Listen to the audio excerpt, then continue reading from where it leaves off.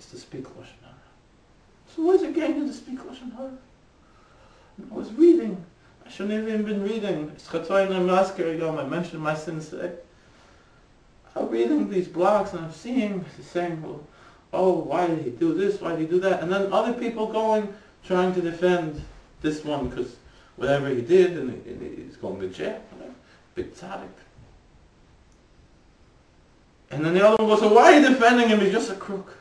Excuse me. He did tremendous tshuva. He's teaching people why to be honest. He learned a lesson.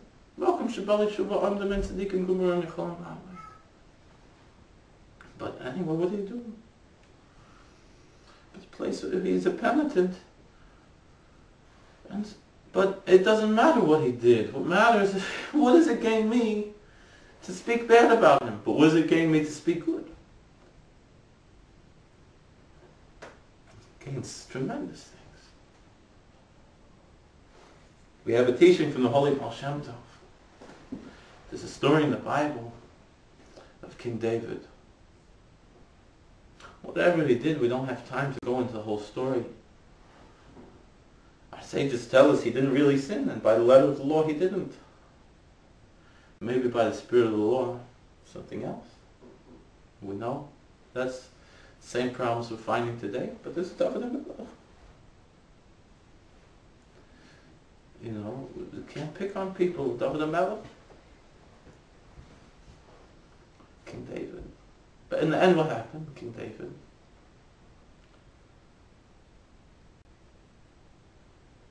So, this was something that you won't find in any other culture at that time. The prophet Nathan, Nosan HaNavi, comes to David HaMelech, comes to King David.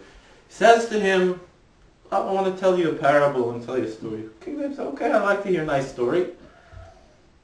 Let's say there was one rich guy, had a lot of sheep, hundreds of sheep. He had a neighbor next door, a poor guy, had one sheep. And he loved the sheep so much. The sheep would sit at the table with him and eat food like a member of the house who would sleep in a bed and sit on a chair. And he made them nice clothes. And he loved the sheep like it was his own child. And the rich guy comes along and takes away the sheep. King David HaMelech says, Ben Mavis, you know, if you rebel against the king, it's a capital crime. King David says, this guy deserves a death penalty. What did Nathan say to him? You are that man.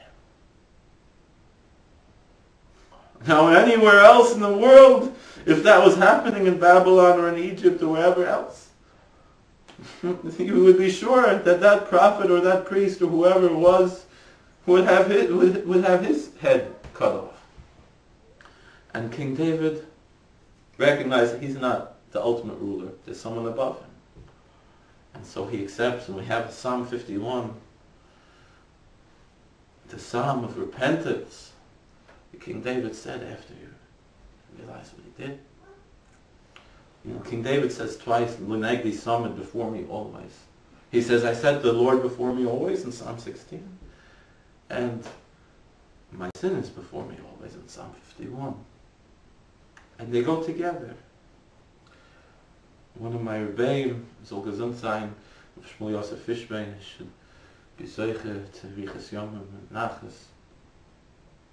A tremendous tzaddik who I have the rare privilege to have a shaykhus with him. He told me this week, he said, you know, they say that the Berditchev, the Berditchev the Kedushas Levi, he was, Erev Yom Kippur, he saw someone who was known to be a tremendous sinner. He said to him,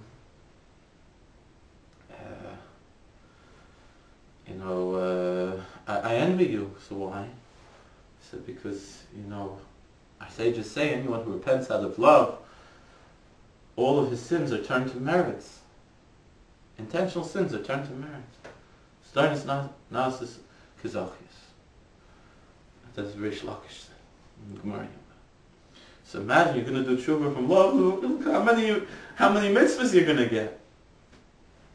The guy said, Rabbi, don't worry, you can be even more jealous of me next year. We have this statement, Rabbi Heishav Me'avon, Prophet Malachi says, I think the sages say, many returned from sin. What does it mean? That from the sin itself, from the contriteness, when we realize we're not perfect, when we stop being self-righteous, and stop thinking our way is the only way, then we can return from the sin, is what my Rabbi said. That the sin itself is the door to recognizing God's before you always. It's the same thing. It says, even the roof said, even the white like roof, he said, even in Shlita, he said, even it says you should always study Torah. That from studying Torah not for its sake, you come to study for its sake. And from it. That yes, that from studying not for its sake, it'll wake you up and break you open. And you can go back to its sake. But back to the teaching we're going to say from the Baal Shem Tov. It's recorded by Nachman Breslov, and Lukte Moran. Nathan the Navi said to King David, you are that man, after he judged him poorly. King David said, oh, now he realized. Baal Shem Tov says when we get to the next world, God's going to let us pass judgment on ourselves. Like when you go to school and some teachers say, well, you grade your own paper. But it's not going to be so obvious like that. God's going to tell us a story and ask us to judge this other guy. And how do you judge him? And whatever judgment you pass on him, that's what you're going to get. It sheds a new light on what the world says, judge not lest ye be judged.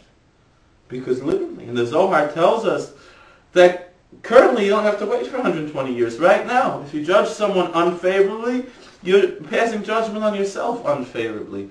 And when you judge someone else favorably, you're passing judgment on yourself favorably. And so we look at this tzaddik who got in trouble. If you look at what he did, he could have gotten other people in trouble and gotten off, and not gotten in trouble. Instead, he took it and he pled guilty, accepted, and so he got into this trouble. He has his tzaras, he has his tikkur. We don't know, big tzaddik, we don't know what we're talking about. Someone said to him, I listened, he said, you know, Chil Hashem, what you're going to do?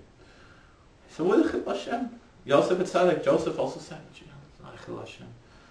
As long as we recognize God's in control.